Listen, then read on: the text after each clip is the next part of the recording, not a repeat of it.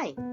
Today on ArawArawFilipino, we will continue to learn to talk about your actions in the Filipino language.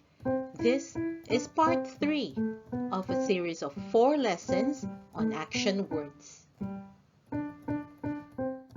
Let us start with some example sentences.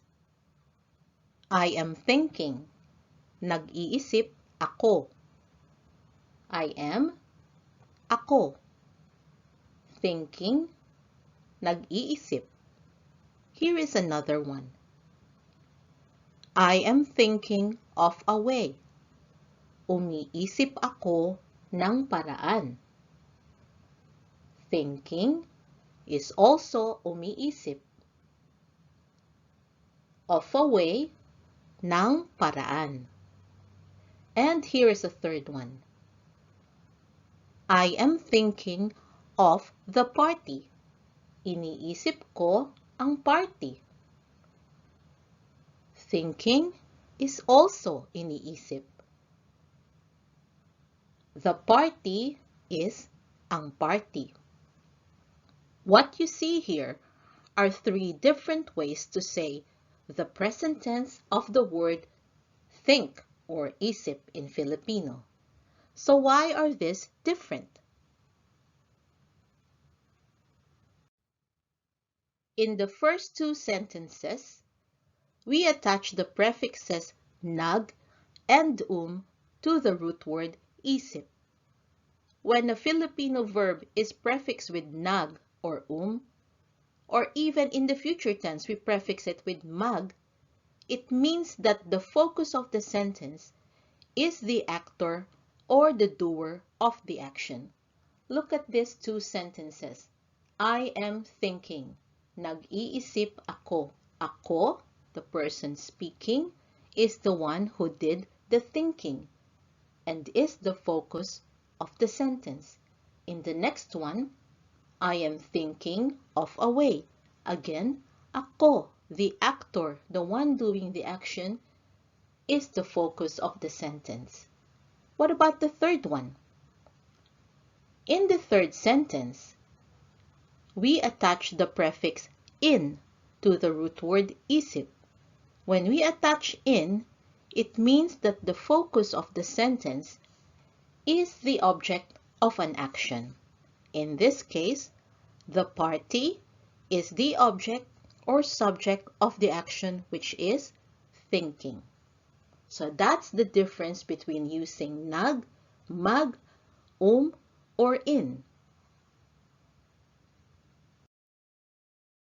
Previously, we learned about using the prefixes nag, mag, and in part 1 and 2 of this series.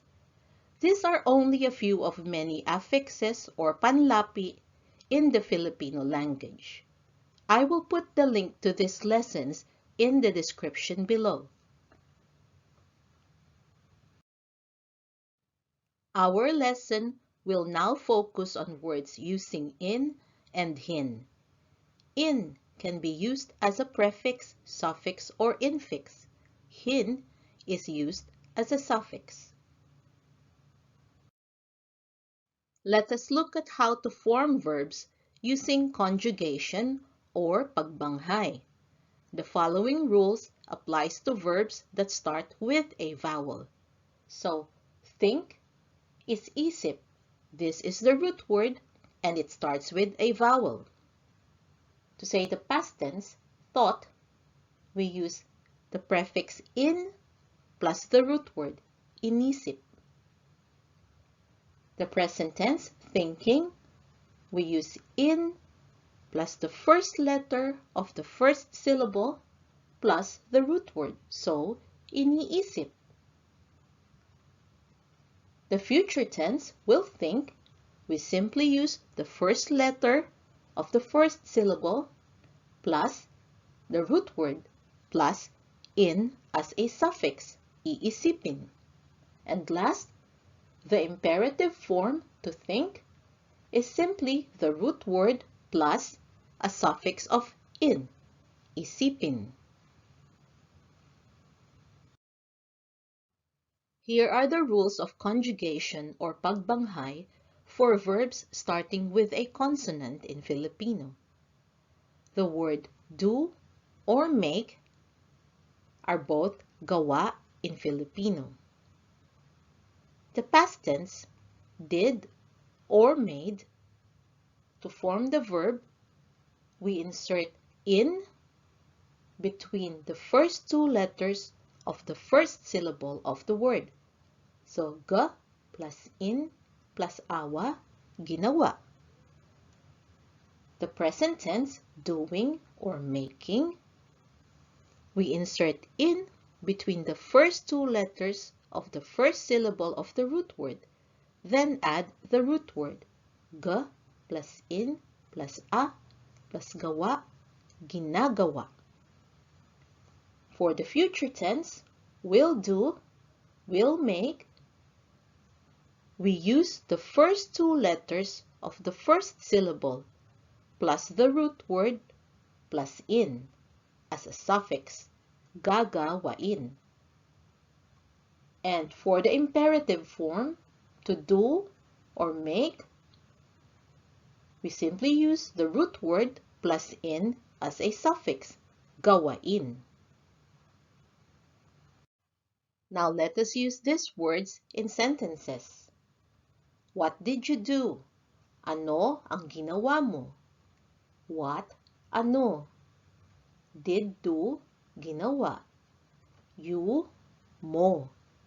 Ang is simply a connector between ano and ginawa.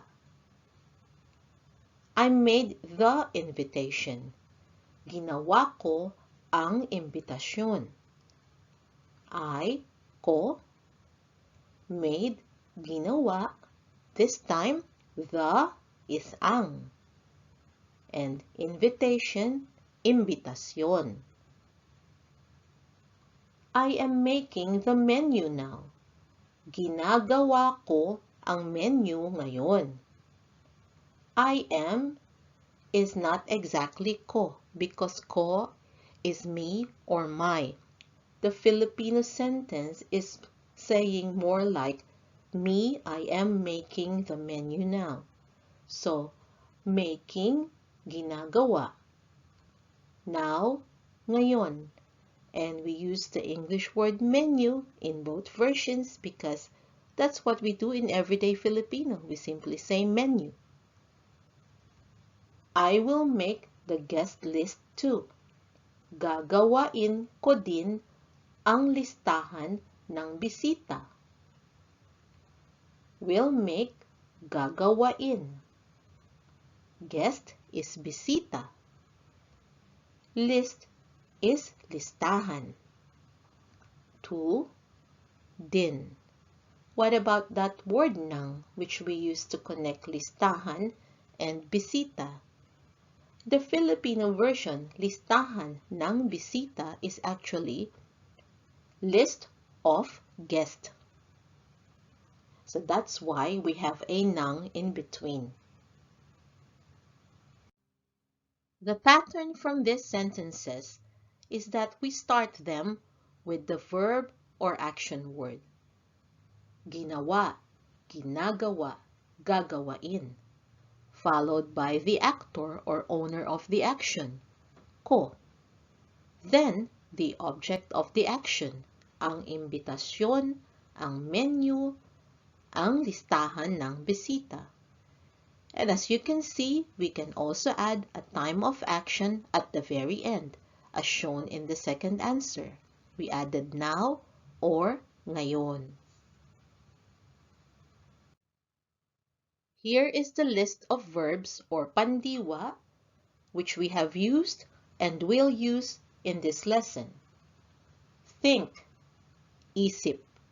Do or make, gawa. Tell or say, sabi. Ask, tanong.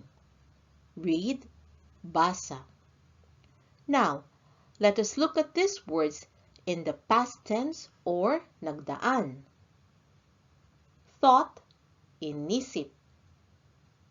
Did or made, ginawa.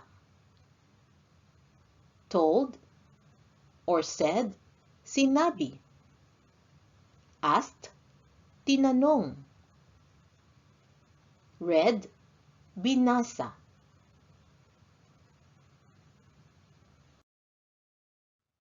Let us look at these words in the present tense or kasalukuyan.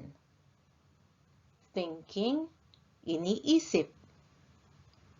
Doing or making, ginagawa. Telling or saying, sinasabi. Asking, tinatanong. Reading, binabasa.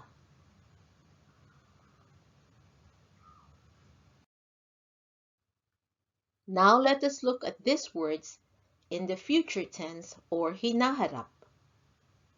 Will think, iisipin.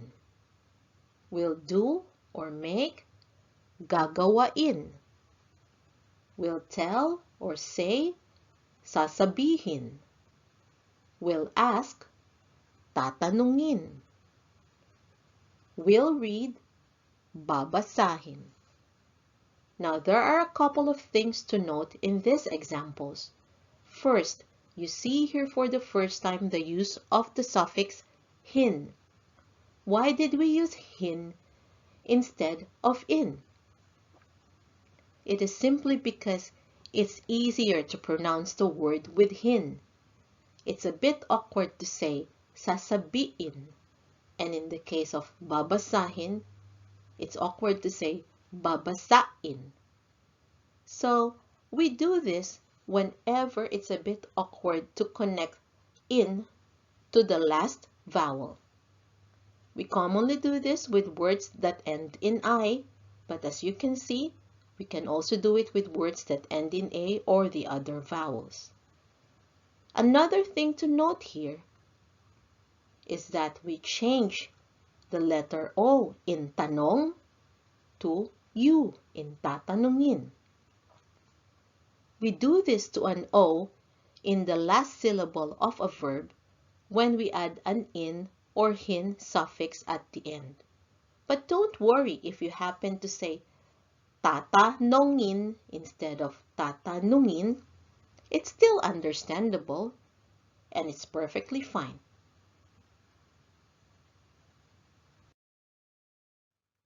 Now let us look at these words in the imperative form.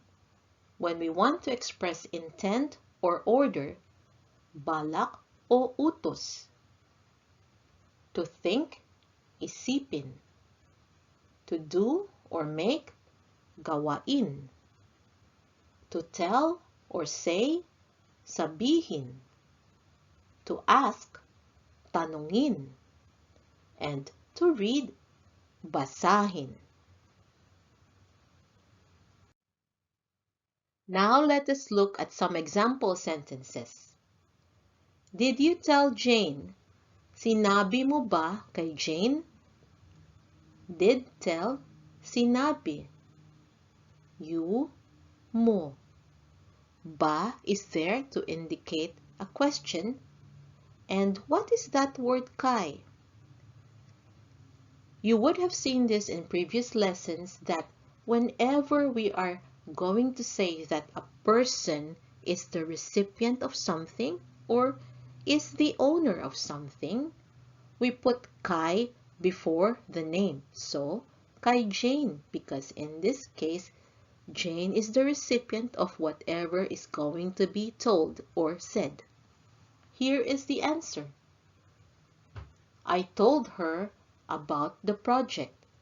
Sinabi ko po sa kaniya ang tungkol sa project. Told, sinabi.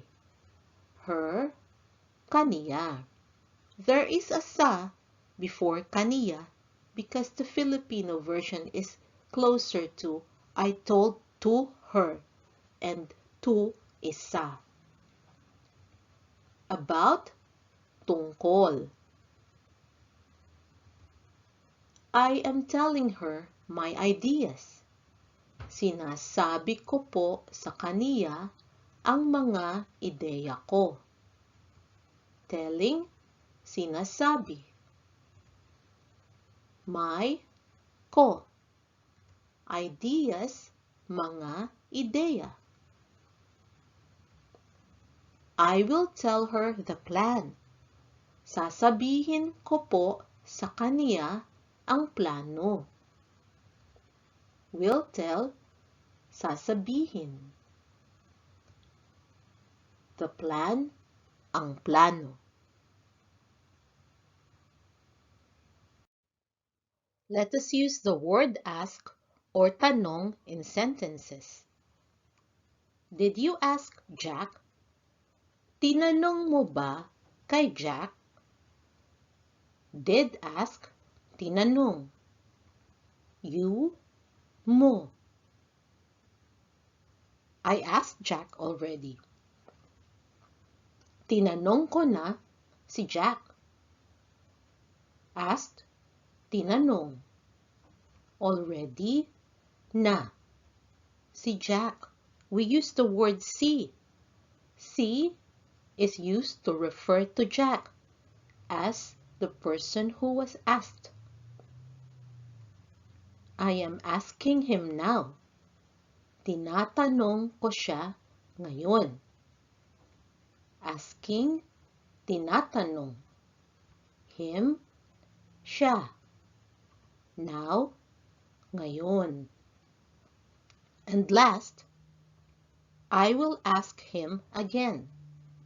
Tatanungin ko siya uli. Will ask, tatanungin. Again, uli.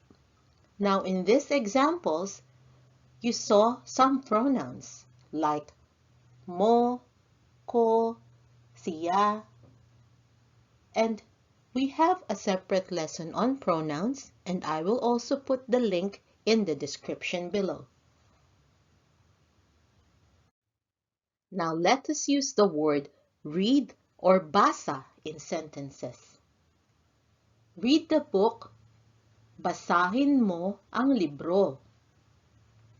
Read, as in giving an order to read, basahin.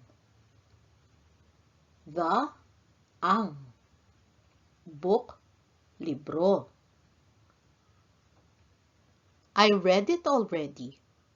Binasa ko na ito. Read, binasa. It, ito. I am reading it now. Binabasa ko na ito ngayon. Reading, binabasa. Now, ngayon. I will read the book again. Babasahin ko uli ang libro. Will read, babasahin. Again, uli. Before we end our lesson, here is a new set of words for you to practice on. Remove, alis. Clean, linis. Study, aral. Change, bago. Use, gamit. Again, remove, alis. Clean, linis. Study, aral. Change, bago. Use, gamit. The link to the list of words in this lesson, plus more words, will be in the description below. That is our lesson today. And for your homework, write about things you did, are doing, and will do with a focus on objects in Filipino. Practice reading it out loud. Practice talking about your actions with other people in Filipino. I hope you can join us again next time on ArawArawFilipino. Thank you. Salamat po. Now, a few words from my son, Max. Thought this video was cool? Watch the next one and like and subscribe to the channel too if you haven't yet. Bye-bye! Bye!